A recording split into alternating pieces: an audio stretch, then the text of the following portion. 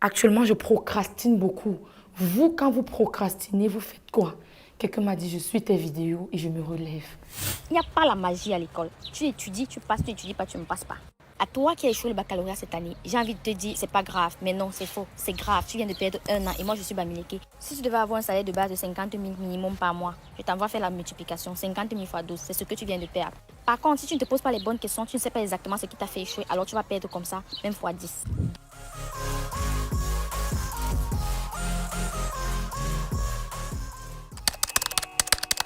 Au cours des 20 dernières années, le développement de l'Internet mobile a révolutionné notre façon de consommer la musique. Si en 2002, le CD représentait 90% des revenus du marché musical, aujourd'hui, le streaming, c'est 2/3 des revenus engrangés. Le monde change et pour vous accompagner, LOG Music Entertainment est une agence de distribution digitale qui permet aux artistes et labels de distribuer leur musique à travers le monde sur plus de 250 plateformes de streaming telles que Boomplay, Spotify ou encore Apple Music. Alors n'attendez plus et rejoignez la nouvelle ère, musicalement vôtre. En quelques mots, je suis à l'état civil Nouyadjam Paul Manuela, pseudo Manouchka 237, tu connais. Je suis étudiante, blogueuse et entrepreneur. En 3 mots.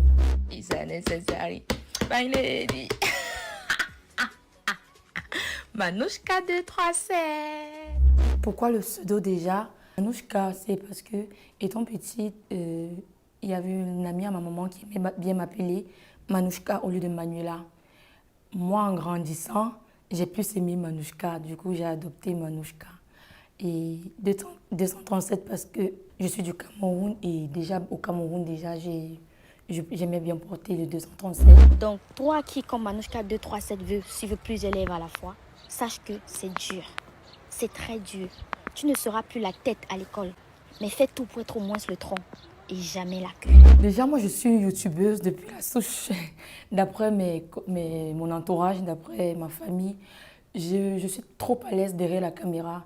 Je parle même pour rien, derrière le miroir, je parle, je fais les mimiques et depuis, je relate les trucs, j'aime parler de ma vie en story. Je parlais de ma vie en story, enfin, pas de ma vie, je faisais des petites vidéos, petits montages sur WhatsApp. Donc les gens me disaient toujours, mais pourquoi tu te lances pas sur YouTube, tu viens nous casser les couilles sur WhatsApp en fait. Mais en 2020, j'ai perdu ma meilleure amie et pendant ma tristesse, je me suis dit, ok, pour oublier un peu ça, je vais me lancer à fond sur les réseaux. C'est comme ça que j'ai fait ma première story time. Et les gens ont accroché. Ça m'a beaucoup motivée en fait. C'est comme ça que je me lance sur YouTube et sur TikTok en même temps. Le japap d'aujourd'hui, maman, c'est tellement croustillant. Je sais que je dis ça tous les jours, mais cette fois-ci, c'est vraiment, vraiment, vraiment croustillant. Donc, j'espère que tu as pris de quoi grignoter. Et assez, parce que non. Mais ça va péter. Péter. Vous allez fuir. J'ai commencé avec des story time, comme j'ai dit, mais ils ont plus accroché quand j'ai commencé avec le japap. D'après ce qu'il dit, c'est que ma manière de raconter, dans tout ce que je fais, je suis toujours structurée.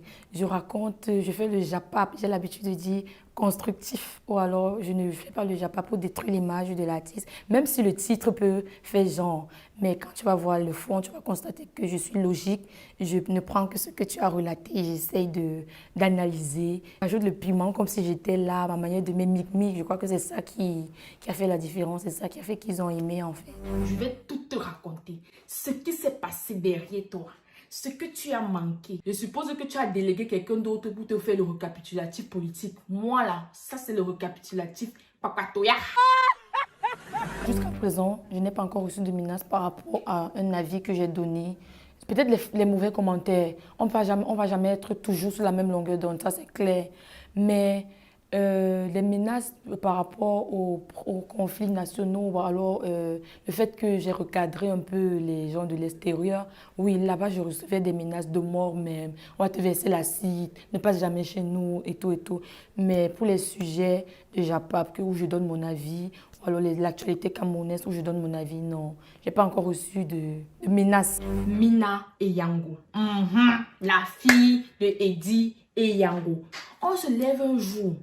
que ta fille a sorti les conversations. Je ne connais pas moi l'anglais. C'est vrai que le Cameroun est bilingue.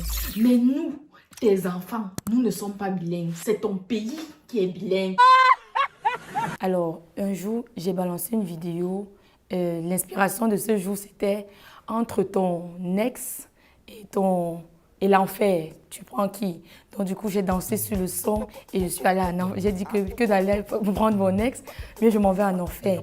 Ça a fait 1 million de vues en un laps de temps. Ça a éveillé beaucoup d'interrogations. Ça a énervé des communautés chrétiennes. Donc, bref, les interactions étaient énormes. C'est comme ça que je quitte de 1000 abonnés sur TikTok à un laps de temps à 50 000 abonnés, 100 000 abonnés, en une seule vidéo.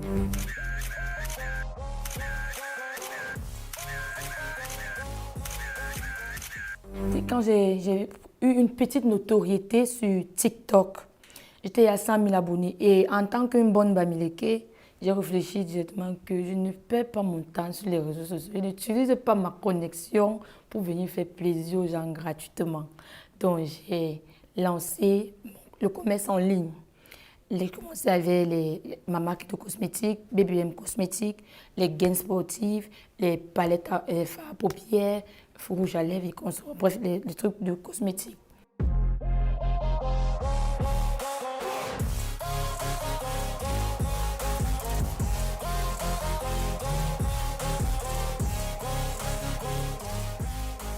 Ma communauté au Cameroun n'avait pas accès à mes produits. Je me suis dit, OK, au lieu d'ouvrir une boutique au Cameroun et tout, et vu que j'avais déjà un projet de faire un institut, j'ai fait un institut au Cameroun.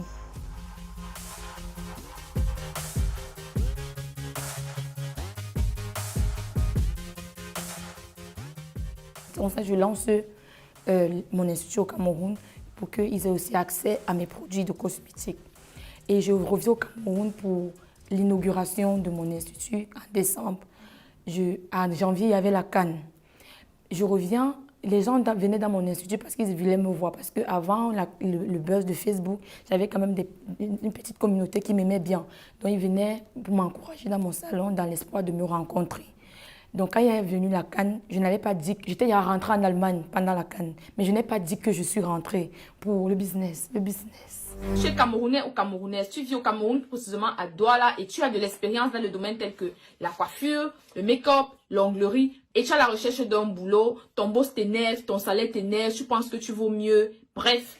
Écris-moi ce numéro, j'ai un bon plan pour toi. Donc du coup, pendant la CAN, quand les gens insultaient le Cameroun et tout, je ne pouvais pas réagir parce que en faisant une vidéo, on allait savoir que je ne suis plus au Cameroun. Mais ça me faisait mal, j'avais le macabre. Ça me faisait tellement mal de voir les gens insulter mon pays. Et puis, je ne pouvais pas réagir. Et un jour, comme ça, j'en avais marre.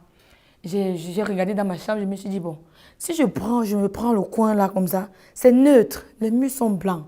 On ne peut pas savoir si je suis dans ma chambre au Cameroun ou si je suis dans ma chambre en Allemagne. C'est comme ça que je me place là-bas, bien au fond.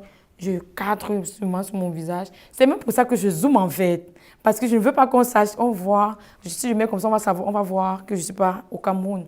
Donc je me mets, je zoome bien et tout. C'est même la manière de zoomer là qui a plu aux gens justement. Je me mets là, je fais une vidéo où je suis révoltée sur tout ce qui se passe, les accusations de tricherie et tout et tout. C'est comme ça que je poste sur TikTok comme d'habitude. Je vois l'interaction sur TikTok. Ça a tellement, mes allos tellement été relayé. Un oncle à moi a envoyé ça dans le groupe et j'ai vu c'était écrit au-dessus « nombreuses fois transféré ». J'ai dit « what ?» C'est comme ça que je me dis « ok ». Et mes gens me disent « mais poste sur Facebook ». Je dis « je ne connais même pas comment on fait ». On me montre comment on poste sur Facebook, je poste sur Facebook. C'est comme ça que je vois la CIA TV relayer, tout le monde a relayé. Mais c'est comme ça que le buzz est venu à moi en fait. Les cafards se lèvent, les grenouilles se lèvent parler du pays de Samuel Eto'o, le pays de Roger Mila. Vous êtes malade.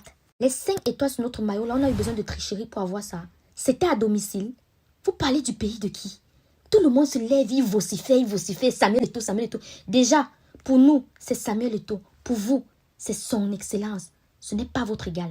Jusqu'à je vois des Camerounais tourner le dos à leur patrie. Mais vous êtes malades.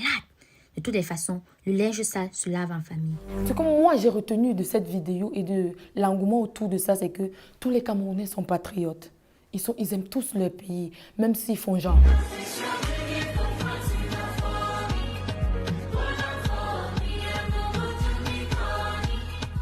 J'entreprends parce que ma plus grande peur, c'est de mourir pauvre. Et pour ça, je dois très vite être riche. Et bien, dans la norme, si tu veux être milliardaire, il faut commencer tôt. Il faut très, très vite. Mais ça ne veut pas dire qu'actuellement, la priorité, ce sont mes études. Et si l'entrepreneuriat fait un peu comme si ça va m'empêcher d'aller à la fin de mes études, d'abord de côté, j'ai déjà gagné beaucoup d'expérience depuis que je fais l'entrepreneuriat et je peux mettre ça de côté. Il n'y a rien qui presse. Il n'y a rien qui presse. Je peux mettre de côté et puis je continue mes études. Je finis mes études, je reviens. L'expérience reste. C'est à vie en fait.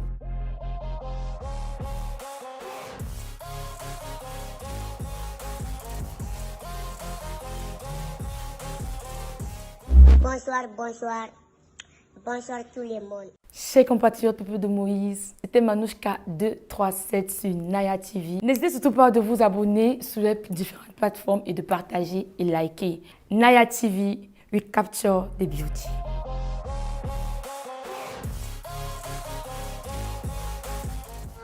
Boa go to Doha. Allongez-vous confortablement, fermez les yeux et laissez-nous vous transporter à la World Cup FIFA Qatar 2022 pour encourager les Lions. Tous derrière les Lions. Boa go to Doha, charter de touche à tout en partenariat avec Qatar Airways et Match Hospitality.